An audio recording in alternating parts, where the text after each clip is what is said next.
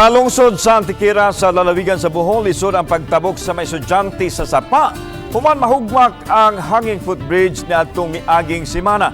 Apan bisan sa karisgo, mipadayon gihapon sila sa paggamit nini. Ang report ni Nico Serino. Hinay-hinay taon day. Kasi manawagan ta sa mga opisyalis ani sa atong lungsod.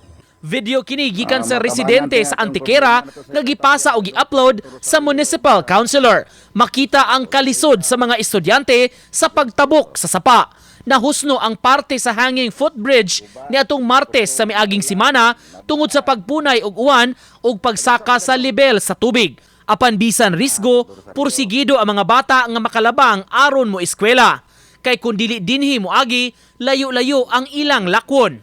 Sagad kanila mga residente sa Barangay Santo Rosario, Antiquera ug paingon sa Busao National High School sakop na sa lungsod sa Maribohok. Gikan sa Santo Rosario, going to Poblacion Antiquera, unya butabog sila sa Busao.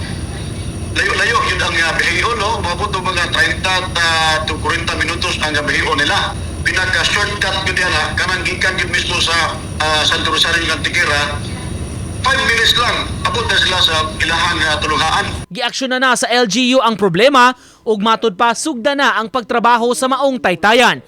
Gani isugod karong simanaha, gipahimangnuan ang mga tinun-an nga dili una moagi sa nagusbat nga footbridge samtang ayum-ayumon kini.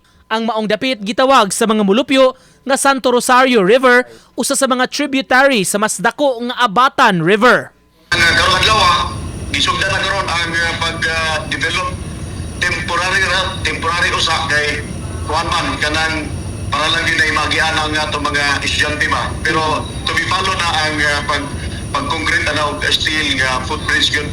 Uban ni Rod Prado, Nico Sereno, Balitang Bisdak.